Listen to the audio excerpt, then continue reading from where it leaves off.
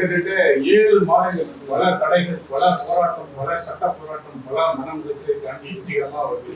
அது உங்களோட யோகத்துக்கு உங்க படம் எடுத்தவர்கள் அவசியமாயிட்டாரு. இந்த சந்தோஷமான மனநிலை எப்படி பண்ணீங்க, கடந்து வந்த பாதையை பற்றி இதுல ஏன் யோக என்ன இருக்கு?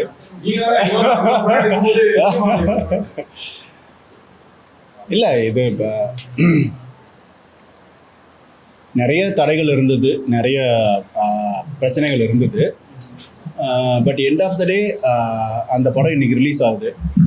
அதனால் இப்போ ரிலீஸ் ஆக போகிற படத்தை எல்லாரும் வந்து சப்போர்ட் பண்ணுங்க. இந்த படம் பல பிரச்சனைகள் இருக்கிறதுனால இந்த படத்துக்கு அநீதி நடந்திருக்கா அல்லது நல்லது நடந்திருக்கா இது எல்லாமே மக்களுக்கு தெரியும். ஸோ அதுக்கான ஜஸ்டிஸாக இந்த படத்தை வந்து அவங்க சப்போர்ட் பண்ணணும்னு கேட்டுக்கிறேன். இல்லை, நான் இன்னும் இதை பற்றி நிறைய பேசலை. ஒரு வாட்டி சினிமா ஈவெண்ட்டில் பார்த்தேன், நிறைய பேசலை.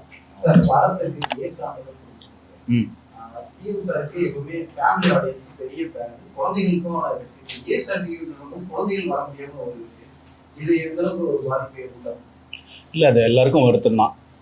எங்களுக்கும் ப்ரொடியூசருக்கு கஷ்டம்தான், எனக்கும் வருத்தம் தான். ஸோ அது கொஞ்சம் கஷ்டம்தான். பட் ஆனால் எங்களுக்கு அதை ஃபைட் பண்ணுறதுக்கான டைம் உண்மையிலே இல்லை. இப்போ ஒரு சர்டிஃபிகேட் கிடச்சிருக்கு, அந்த படத்தை ரிலீஸ் பண்ணுறது தான் எங்களோட ஃபஸ்ட்டு ப்ரியாரிட்டியாக இருக்குது. அதை எதிர்த்து ஃபைட் பண்ணி அந்த சர்டிஃபிகேட்டை, ஏன்னா ஃபஸ்ட் டிவியே தான் கொடுத்தாங்க, அதுக்கப்புறம் இப்போ ஏன்னு கொடுக்கும்போது அதை ஃபைட் பண்ணுறதுக்கான டைம் உண்மையிலே எங்களுக்கு இல்லை.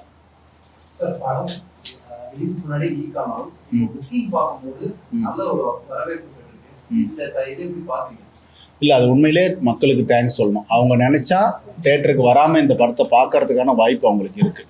ஸோ அவங்க ஃபஸ்ட்டு அவங்களோட நேர்மைக்கு, அப்புறம் விஜய் சார் மேலே அவங்க வச்சுருக்கிற மரியாதைக்கு, அதுக்கு வந்து ஒரு பெரிய சல்யூட் தான் அவங்களுக்கு கொடுக்கணும்.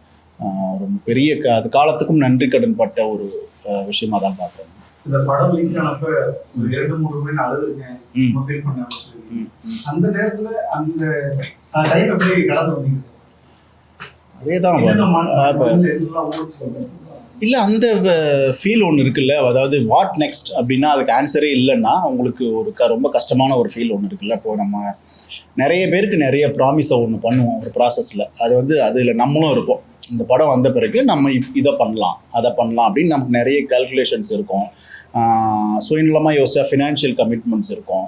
அது எல்லாமே கொலாப்ஸ் ஆகுது இல்லை, ஃப்யூச்சர் கொலாப்ஸ் ஆகுது, படம் கொலாப்ஸ் ஆகுது. நம்ம ஒரு ப்ரொடியூசருக்கு ஒரு பணத்தை செலவு பண்ணியிருக்கோம், அது கொலாப்ஸ் ஆகுது, நம்மளுடைய கமிட்மெண்ட்ஸ் கொலாப்ஸ் ஆகுதுன்னும் போது அதுலேருந்து மேல்றது டைம் தான் ஹீல் பண்ணோம். ப்ரொடியூசரும் சப்போர்ட்டிவாக இருந்தார், ஹீரோவும் சப்போர்ட்டிவாக இருந்தாங்க. ஸோ அவங்க 2 பேரும் ரொம்ப ஸ்ட்ராங் அண்டர்ஸ்டாண்டிங்கில் இருந்ததுனால விஜய் சாரும் கேவிஎன் சாரும் அது எங்களுக்கு ஓரளவுக்கு அதுலேருந்து வெளியே வர்றது ஈஸியாக இருந்தது. கடைசி படம் அப்படின்றப்போ டைரக்டாகவே நம்ம ஸ்டோரியே எடுத்துக்கலாம், ஆனால் ரீமேக் அப்படின்னு போகிறப்போ அது காரணம் ஒன்றும் இல்லை. இது வந்து நிறைய டைரக்டர்ஸ் சாருக்கு கதை சொன்னாங்க. அப்போ அவரோட லாஸ்ட்டு படம் எப்படி இருக்கணும்னு அவருக்கு ஒரு ஆசை இருக்கும்ல. அப்போ எல்லாரும் சொன்ன கதையை விட அவருக்கு இன்னொரு கதை பிடிச்சிருக்கு. அதுக்கு அடிப்படை காரணம் என்னென்னா அவருக்கு அந்த விமன் எம்பவர்மெண்ட் மேலே இருக்கிற ஒரு ஆர்வம், பெண்கள் தைரியமாக இருக்கணும் அப்படின்ற ஒரு எண்ணம் வந்து அவருக்கு இருக்குது. ஸோ பெண்கள் மேலே வந்து அவருக்கு எப்பவுமே அந்த ரெஸ்பெக்டும் அவங்க லைஃப் பெட்டர் ஆகணுன்ற எண்ணமும் இருக்குது. அது அந்த படத்தில் இருக்குது. ஸோ அதில் நிறைய அவருக்கு பிடிச்ச நிறைய விஷயங்கள் இருக்குது. அப்போ அந்த படத்தை பண்ணணுன்னு அவருக்கு ஒரு ஆர்வம் இருந்தது. அந்த வாய்ப்பு வந்து யாருக்கு வேணால் கொடுத்துருக்கலாம், ஹண்ட்ரட்ஸ் ஆஃப் டைரக்டர்ஸ் இருக்காங்க, யாருக்கு வேணால் கொடுத்துருக்கலாம். அப்போ அவர் என்னை கேட்கும்போது அதுக்கு நோ சொல்லணும்னு எனக்கு தோணலை. அப்போ விஜய் சார் கூட படம் பண்ணுற வாய்ப்பு கிடைக்கிறது பெரிய விஷயம். அது கிடைச்சி அதில் என்ன பெட்டர் பண்ணலாம் அப்படின்னும் போது அதை பண்ணியிருக்கோம். இப்போ அந்த படத்தை பாதி எடுத்துக்கிட்டு ஒரு பாதியை வந்து ஒரு சென்சிட்டிவான நல்ல பாலிடிக்ஸை பேசியிருக்கோம். அது நம்ம எல்லாருக்குமே அதை பற்றின டிஸ்கஷன்ஸ் நீங்கள் எல்லாம் பண்ணீங்கன்னா அது ஃபியூச்சர் நம்ம எல்லாருக்குமே பெட்டராக இருக்கும்னு தோணுது. யாருமே பாதிக்கப்படாத அளவுக்கு ரொம்ப பாதிக்கப்பட்ட 7 மாசம் நிறைய பொருள் மன இழப்பு. தனிப்பட்ட உங்களுக்கு சென்சார் மேல கோவம் இருக்கா, இல்லை ஏதாவது மாறணும்னு பாதிக்கப்பட்டாலும்? சென்சார் மேலே எப்படி நம்ம கோவம் பண்ண முடியும்? சென்சாரால் இது தனிப்பட்ட ஒரு சென்சார் நினச்சி இது நிறுத்த முடியாதுன்னு நான் நினைக்கிறேன். அவங்க மேலே எனக்கு எந்த கோவம் இல்லை. இப்போ சென்சார் பிரச்சனைன்றப்ப ஜனநாயகத்துக்கு அதான் மிகப்பெரிய பிரச்சனையா இருந்துச்சு. இதுக்கு முன்னாடி பராசக்திக்கும் முன்னாடி நடிகருக்கு சென்சார் ஒரு பெரிய பிரச்சனையா இருக்கு. சென்சார்ல என்ன நடக்குது அப்படிங்கிறத ஏன் படக்குழு நீங்க மட்டும் இல்லாம இதுக்கு முன்னாடி படக்குழுவும் சரி ஏன் பொதுவெளியில பேசக்கூடாது அப்படிங்கிறத பத்தி ஒரு கேள்வி எழுதி அதை பத்தி சோசியல் மீடியாவில் பரவிட்டே இருக்கு, இதுதான் நடக்குது இதுதான் நடக்க போகுது அப்படின்னு கிளாரிட்டியா ஒரு ஸ்டேட்மெண்ட் கொடுக்கறது என்ன பிரச்சனை? கிளாரிட்டியாக எவிடெண்ட்டாக இருக்குது. நீங்கள் அதை போடலாம். ஆக்சுவலாக இப்போ வந்து என்ன தேதியில் அப்ளை பண்ணியிருக்கோம், இன்டர்நெட் போனால் நீங்கள் பார்க்கலாம். என்ன தேதியில் அவங்க படம் பார்த்தாங்க, இன்டர்நெட்டில் பார்க்கலாம். அதுக்கு நீங்கள் 2-3 கால் பண்ணால் கிடச்சிரும் டேட்டாஸு. அப்புறம் என்ன அவங்க பண்ணாங்க அப்படின்றதும் எல்லாமே ஆன்லைன் ரெக்கார்டாக தானே இருக்குது. இப்போ ஆமாம் இல்லை, அதான் சொல்கிறேன். இப்போது எவிடன்ஸாக இருக்கிறது மட்டும்தான் நம்மளால் பேச முடியும். அதுக்கு தான் நமக்கு ஆதாரங்கள் இருக்குது. இப்போ ஆஃப் தி ரெக்கார்டாக ஒன்று நான் பேசுகிறேன், அப்போ எனக்கு அது எவிடன்ஸ் இல்லை. அது ஒரு பெரிய இன்ஸ்டியூஷன், ஒரு பெரிய ஒரு டெல்லி கவர்மெண்ட்டோடைய பவர்ஃபுல்லான இன்ஸ்டியூஷன் அது. அப்போ நான் ஒரு ஆதாரம் இல்லாமல் ஒரு விஷயத்தை எப்படி பேச முடியும்? நிறைய இருக்குது, பேசுகிறதுக்கு நிறைய இருக்குது. பட் ஆனால் அது ஆதாரம் இல்லாமல் எப்படி நம்ம பேச முடியும்? அப்போது சட்டத்துக்கு உட்பட்டு ஒரு செயல் நடக்கலைன்னா அது நம்ம கோர்ட்டுக்கு போய் சேலஞ்ச் பண்ணுறோம். இந்த மாதிரி ரூல்ஸ் இருக்குங்க, இந்த மாதிரி கொடுக்காத தப்பு அப்படின்னு கோர்ட்டு ஒத்துக்கிட்டு சர்டிஃபிகேட் கொடுக்க சொல்கிறாங்க. அதுக்கப்புறம் அதுக்கு ஒரு தடை வருது. தடை வந்த பிறகு சட்டத்தை வச்சு நம்ம என்ன வேணால் பண்ண முடியும், இல்லை நீதியை தாமதப்படுத்துறதுக்கும் அங்கே சோர்சஸ் இருக்குது. ஸோ அப்படி எங்களுக்கு ஒரு அநீதி நடந்திருக்கு. பட் ஆனால் அதை எப்படி இதான் நடந்ததுன்னு சொல்லு அப்படின்னா என்கிட்ட எந்த எவிடன்ஸும் இல்லை சொல்கிறதுக்கு, அவ்வளோதான். ஸோ அதை மக்கள் புரிஞ்சுப்பாங்கன்னு நான் நினைக்கிறேன், புரிஞ்சுக்கிட்டு அதுக்கான தீர்ப்பு கொடுப்பாங்கன்னு நினைக்கிறேன். சார் நேற்று வந்த புது ப்ரோமோவில் சார் செக்ரட்டரியில் செஞ்ச ஒரு சில செய்கைகள்லாம் வந்தது, கோட்ஸ் போட்டது, அது மாதிரி என்னென்ன எலமெண்ட்ஸ்லாம் புதுசாக சேர்த்துருக்கு சார் படத்தில் சார்? என்னன்னா இவ்வளோ ஃபாஸ்ட்டாக கேட்குறேன், கொஞ்சம் நேற்று வந்து புது ப்ரோமோவில் சார் செக்ரட்டரியில் செஞ்சது ஒரு சைகைலாம் வந்துருந்தது, அதுமாதிரி கோட்ஸ் போட்டதெல்லாம் வந்தது, அந்த மாதிரி என்னென்ன எலமெண்ட்ஸ்லாம் புதுசாக சேர்த்துருக்கோம் சார்? எலமெண்ட்ஸ்னா சென்சார் மாறினதுனால அதில் கட்டான நிறைய விஷயங்கள் புதுசு தான் ஆட் ஆகிருக்கு. அதை அப்படியே மேஜர் சேஞ்சா அப்படின்னா மேஜர் சேஞ்ச் இல்லை, குட்டி குட்டி விஷயங்கள் இருக்கு. வெளியில பெருசா கண்டென்ட் நம்ம உள்ள சேர்க்கணும்னு சொல்லியிருந்தோம். அது சட்டமன்றத்தில் நடக்கிற ஒரு சைகை உள்ள படத்துக்குள்ள கொண்டு வந்திருக்கும். அது படத்துக்குள்ள சட்டமன்றத்தில் அவர் சட்டமன்றத்துக்கு வரதுக்கு முன்னாடியே அது படத்தில் இருக்கு. இப்போ அதுக்கப்புறம் தானே அவர் சட்டமன்றத்துக்கு வந்தார். அப்போ அதனால அவர் படத்தில் பண்ண செய்கையை வேணா சட்டமன்றத்தில் பண்ணியிருக்காருன்னு சொல்லலாம். நீங்கள் படத்தில் முக்கியமாக எல்லாரும் கரூர் சம்பவத்துக்கு வந்து நீங்க எடுத்துட்டீங்க, அது ஒரு கிளிப்பிங்ஸ் யூஸ் பண்ணிருக்கீங்க. அது காரணமே இந்த படத்துக்கு தான் குற்றச்சாட்டு. உண்மையிலே அந்த கரூர் கூட்டம் அந்த இதெல்லாம் எடுத்துக்கீங்களா, வச்சிருக்கீங்களா? அந்த இதுக்கும் ஏதாவது சம்பந்தம் இருக்கப்படுது? அது எல்லாம் அந்த மேட்டரில் எல்லாம் உங்கள் எல்லார் மேலேயும் எனக்கு வருத்தம் இருக்குது. நான் எங்கே இருந்தேன்னு கண்டுபிடிக்கிறதுக்கு உங்களுக்கு எவ்வளோ நேரம் ஆகும்? யூனிட்டே போனாலும் உங்களுக்கு எவ்வளோ நேரம் ஆகும் கண்டுபிடிக்கிறதுக்கு? ஏங்க இப்போ 4 பேர் ஃபோனை ட்ரேஸ் பண்ணிங்கன்னா தெரிஞ்சிட போகுது, எங்கள் வீட்டு சிசிடிவியை பார்த்தா தெரிஞ்சிட போகுது. எவ்வளோ நீங்கள் என்னென்னமோ கண்டுபிடிக்கிறீங்க, இது எவ்வளோ நேரம் ஆகும் கண்டுபிடிக்கிறதுக்கு? என்னென்னா இது ஒரு ஸ்பெக்குலேஷன். அதை யார் பண்ணாங்க, எதுக்கு பண்ணாங்க அப்படின்றது உங்களுக்கு தெரியும். அந்த உண்மையை மக்கள் ஏற்றுக்கலைன்றதும் இன்றைக்கி ப்ரூவ் ஆகிருக்கு. அதனால் அதில் எந்த உண்மையும் இல்லை. அது ஒரு நேர்மையற்ற ஒரு செயல், அறமற்ற ஒரு செயல். அந்த பொய் செய்தியை உருவாக்குனவர், பரப்புனவர், அதை கேரி பண்ணவங்க எல்லாருமே அது ஒரு அறமற்ற செயல் நான் நினைக்கிறேன்.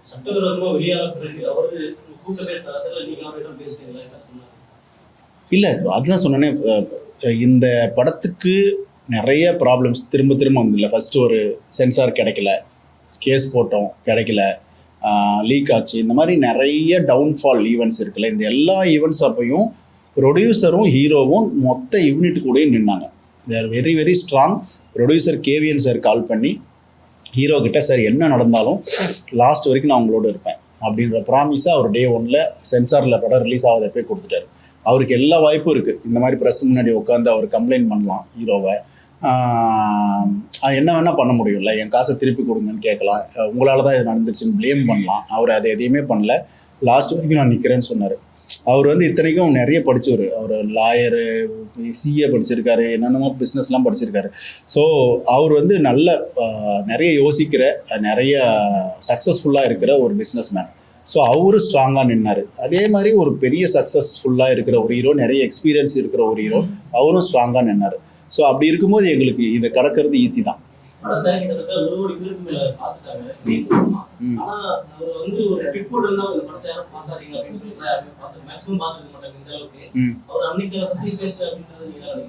இல்லை, அது அந்த மாதிரி போட்டால் என்ன ஆகும்னா, இப்போ இது ஒரு பெரிய பிரச்சனையா, நாட்டில் எவ்வளோ பிரச்சனை இருக்குது, இதுக்கு போய் ட்வீட் போட்டுட்ருக்காரு, விவசாயிகள் பிரச்சனை இருக்குது, அந்த பிரச்சனை இருக்குது, இந்த பிரச்சனை இருக்குது, இதுக்கெல்லாம் பேசாதவர் இதுக்கு மட்டும் பேசுகிறாரு அப்படின்ற விமர்சனம் வரும்ல.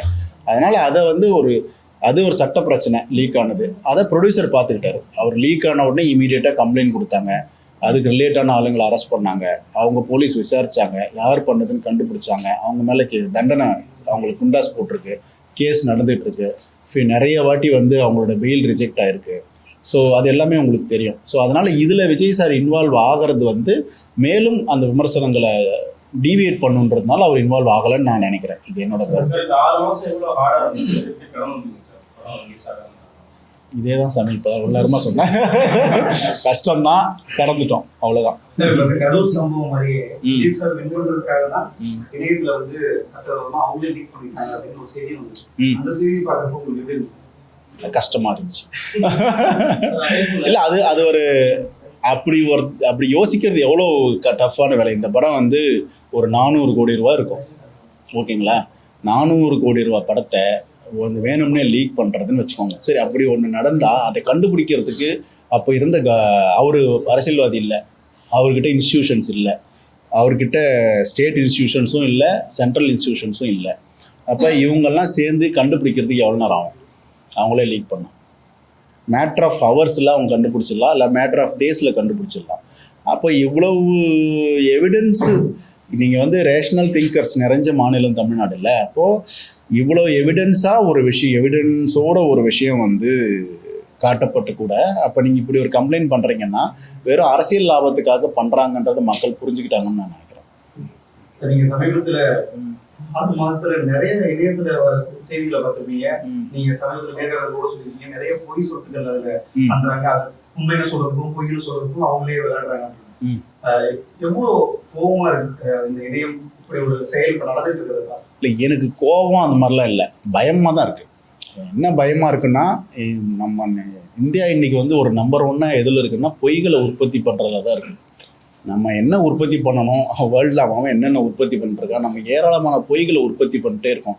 ஹிஸ்ட்ரியை பேஸ் பண்ண வரலாற்று பொய்கள், ஜாதியை வச்சு பொய், மதங்களை வச்சு பொய், பிஹேவியர்ஸ் வச்சு பொய். இந்த பொய்கள்லாம் என்ன பண்ணுதுன்னா, ஒருத்தனை வந்து காம்படிட்டிவ் மைண்ட் செட்டை க்ரியேட் பண்ணாமல் அவனுக்கு வந்து ஒரு இன்செக்யூரிட்டி மைண்ட் செட்டை க்ரியேட் பண்ணுது.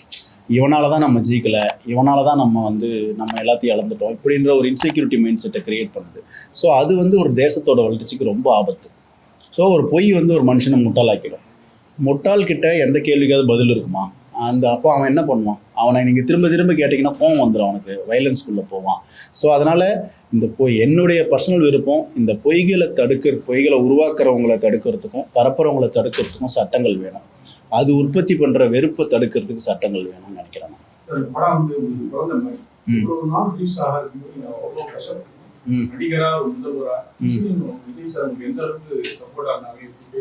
சொல்லிட்டேனே, பதில் சொல்லிட்டேனே. எல்லாமே அவங்க 2 பேரும் ஹீரோ ப்ரொடியூசர் 2 பேரும் ஸ்ட்ராங்காக இருந்தாங்க. அது வந்து ஒரு ஆலமரம் மாதிரி நின்னாங்க, நாங்கள் நிழலில் நின்றுக்கிட்டோம். அதனால எங்களுக்கு வெயில் படலை. முதல் நாள் இந்த படம் வந்து 150 கோடி ரூபா உலக லெவலில் வசூல், தமிழ்நாட்டில் 50 கோடி ரூபா வசூல். புது சாதனையை வந்து உருவாக்கணும். இந்த சாதனையை வருங்காலத்தில் இப்போ உள்ள படங்கள் வந்து ரிப்பீட் பண்ணக்கூடாது அப்படின்னு ஒரு தாக்கல் இருக்கிற மாதிரி பேசிட்டு அது நடக்கும் 150 கோடி 50 கோடி நடக்கும் அப்படின்னா நான் வந்து உங்ககிட்ட ஒரு வைக்கிற வேண்டுகோள்னா, இந்த கேள்வியே நீங்கள் இனிமேல் எங்கேயுமே கேட்காதீங்க. ஏன்னா இது வந்து மக்களுக்கு ஒரு தேவையில்லாத பிரச்சனை. அவங்களுக்கு அந்த படம் என்டர்டைனிங்காக இருக்கா, ஒரு எஜுகேஷனலாக இருக்கா, அந்த படத்தில் அவங்க என்ன தெரிஞ்சுக்கிட்டாங்க, அவங்க லைஃப் அது ஏதாவது பெட்டர் பண்ணிச்சா, அதுதான் நம்ம விவாதிக்க வேண்டிய விஷயம்னு நினைக்கிறேன். நீங்கள் அதை தான் கொண்டு போகணும்னு நான் நினைக்கிறேன். முதல் நாள் டிக்கெட் முதல் நாள் இப்போ வந்து அவங்க சிஎம் ஆயிருக்காங்க. அதுக்கு அரசும் கண்காணிக்கணும். ஒரு லஞ்சம் வாங்கினா அந்த நம்பர் தான் பேசுங்க அப்படின்னாங்க. அதே மாதிரி முதல் நாள் டிக்கெட்டோ அந்த முதல் ஷோ டிக்கெட்டோ அதிக விலை போயிட்டா இதெல்லாம் புகார் பண்ணுங்க, நான் நடவடிக்கை எடுப்பேன்னு அறிவிப்பாங்க. அது நீங்க என்கிட்ட கேட்டா எப்படி? நான் சம்பந்தப்பட்ட ஆளுகிட்ட கேளுங்க, அவங்க பதில் சொல்லுவாங்க. இல்ல அது ப்ரொடக்ஷன் தான் தெரியும், எனக்கு கரெக்டான நம்பர்ஸ் தெரியல. லக்கி சாமா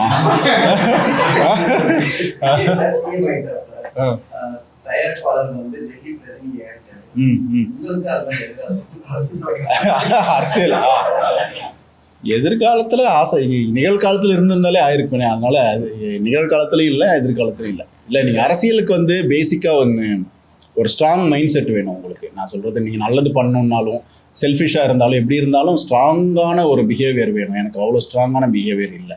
அதனால என்ன செட் ஆகும். கேட்கறாங்கன்னா, நிறைய பேர் இது ராஜினாமா பண்ணிருக்காங்க, திருச்சி இடைத்தேர்தலாம் வந்து நேரில் பெறுவதற்கு மாதிரி வினோத் சாருக்கு ஏதாவது ஒரு நான் கேட்டாலும் தரமாட்டாங்க. இவன் அதுக்கு செட் ஆக மாட்டான் அப்படின்னு. ஊடகத்துறையில இருந்து வந்திருக்கீங்க சார். ஒரு அரசியல் போராட்டம் கடைசி படம் நீங்க அவர் கூட ஒர்க் பண்ணும்போது அரசியல் சார்ந்த விவாதங்கள் அவர் கூட இருந்தது. இல்ல ஒரு அரசியல் இல்ல இல்ல நான் வந்து மொத்தமாவே அரசியல்ல அவர்கிட்ட ஒரு 2 வார்த்தை முதல் மாநாடு போட்டப்ப ஸ்பீச் நல்லா இருந்தது சார்னு சொன்னேன். அவ்வளவுதான். அந்த மாதிரி ஏதாவது ஒரு நல்லா இருந்தது அப்படின்ற ஏதாவது ஒன்று சொல்லுவேன், அவ்வளவுதான். இது ஒரு மாற்றுவதற்கான கேள்வி இல்ல. அதாவது விஜய் சார் வரும்போது நானே ஜெயிப்பாருன்னு நினைக்கல அப்படின்னு. ஆமா. எதனா இல்லை நம்ம அவருக்கு ஏகப்பட்ட ப்ராப்ளம்ஸ் வந்தது இல்லை. நம்ம சொல்கிறது அவ்வளோ ப்ராப்ளம்ஸ் வரும்போது ஜனங்க அதை எப்படி ரிசீவ் பண்ணுறாங்க, அப்போ வந்து விஜய் சாரை நம்புவாங்களா மாட்டாங்களா அப்படின்ற ஒரு பயம் இருந்தது. ஸோ அப்போ அப்படி இருக்கும்போது பொலிட்டிக்ஸ்ன்றதுல எல்லாருமே என்னென்ன அப்போ டிவியில் பேசினவங்களாம் என்னென்ன சொன்னாங்க, பூத் பாலிட்டிக்ஸ்னு ஒன்று இருக்குது, காசுன்னு ஒன்று ஓட்டுக்கு கொடுப்பாங்க, இந்த பவர் எல்லாம் எப்படி ஃபேஸ் பண்ண முடியுன்ற அந்த ஃபியர்லாம் இருந்தது. அப்போது அது எல்லாத்தையுமே மக்களில் உடைச்சிருக்காங்க. அதை நான் ப்ரெடிக்டே பண்ணல. குறிப்பாக மக்கள் வந்து காசு வாங்கிட்டு ஓட்டு போடாமல் போனது ஒரு பெரிய சர்ப்ரைஸ் ஃபேக்டராக நான் பார்க்குறேன்.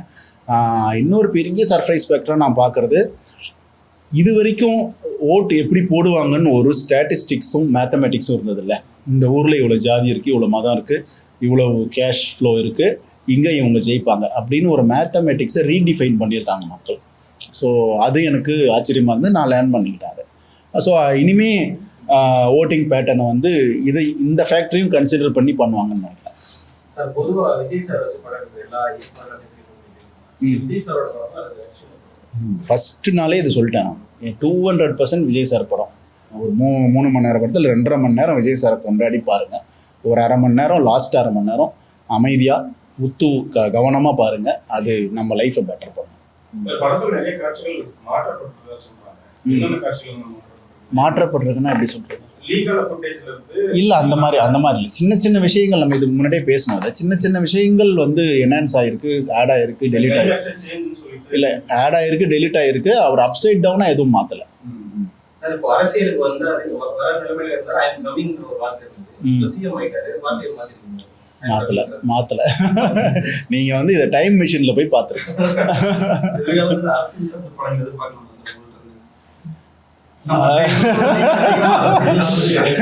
அது ரிலீஸ் ஆகுமா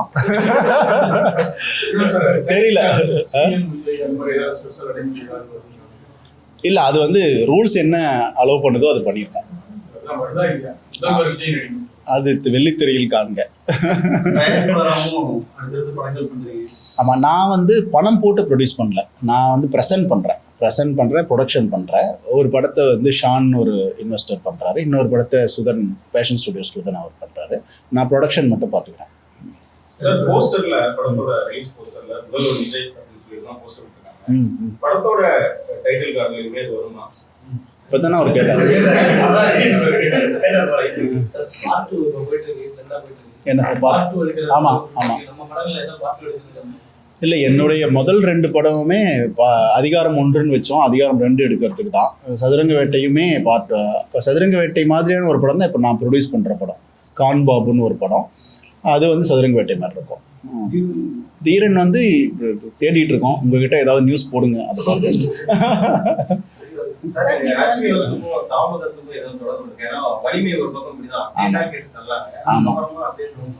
இல்ல, நம்ம வாழ்க்கையில இயற்கையும் விளையாடுது, அரசியலும் விளையாடுது.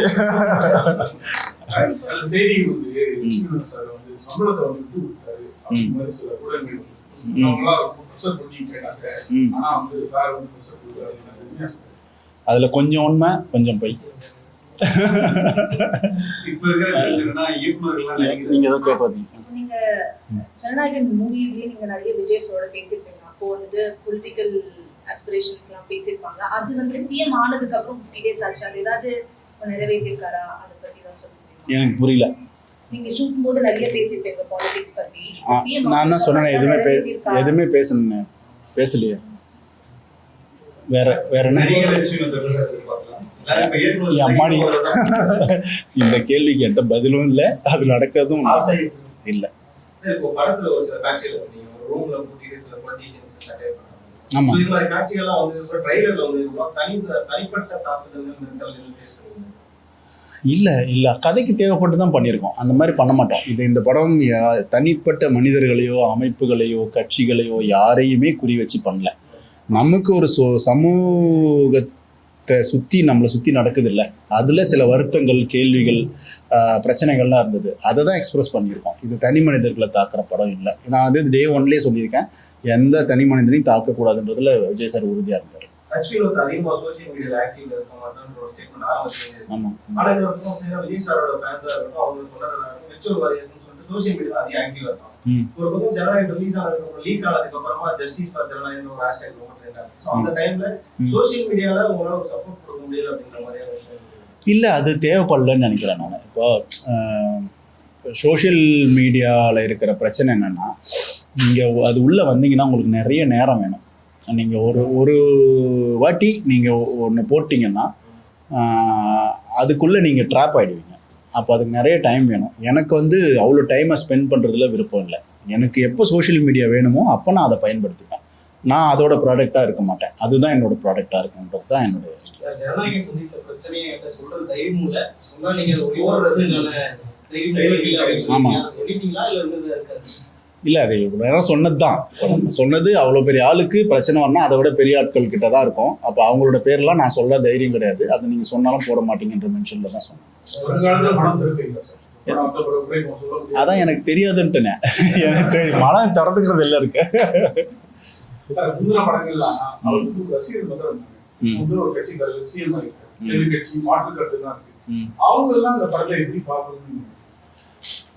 நான் வந்து எல்லார்கிட்டையும் கேட்குற கேள்வினா, இது எல்லாருக்குமான படம், எல்லாருக்குமான அரசியல்.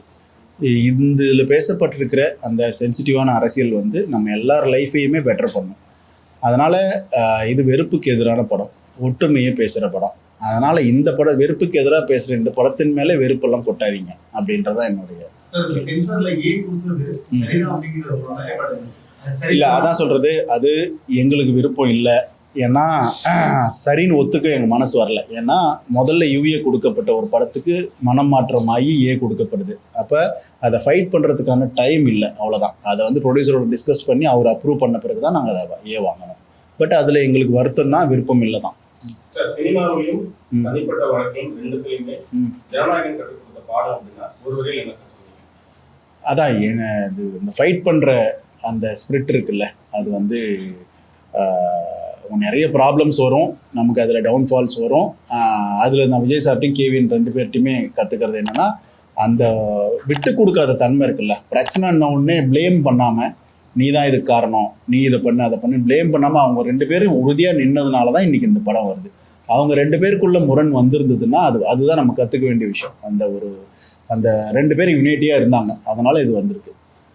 நான் அதுதான் கற்றுக்கிறேன். எது சார்? ஜனநாயகன் பார்ட் 2 நீங்கள் தான் நடிக்கணும்.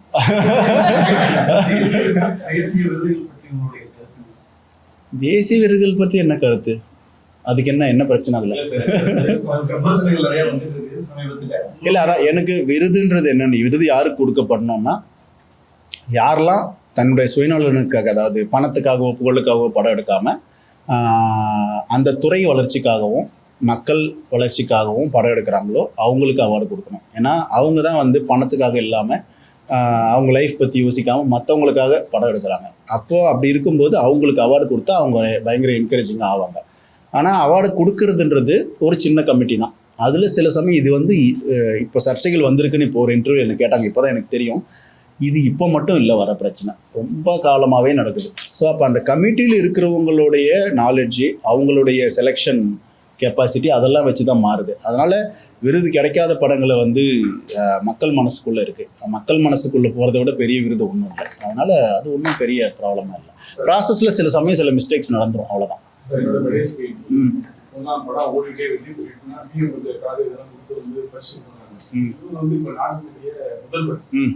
இயக்குனரா அவங்களுக்கு என்ன மாதிரி பரிசு கொடுப்பாரு? ஏன்னா பெரிய